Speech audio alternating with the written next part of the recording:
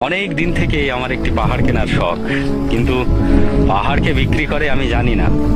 যদি তা দেখা পেতাম, দামের জন্য আটকাতো না। আমার নিজস্ব একটা নদী আছে, সেটা দিয়ে দিতাম পাহাড়টার বদলে।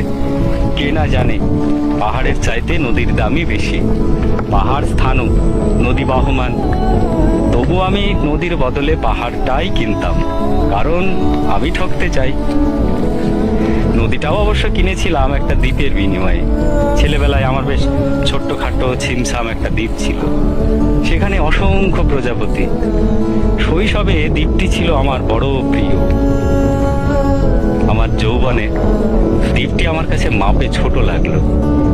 প্রবাহমান ছিপছিপে তন্নি নদীটি বেশ পছন্দ হলো আমার।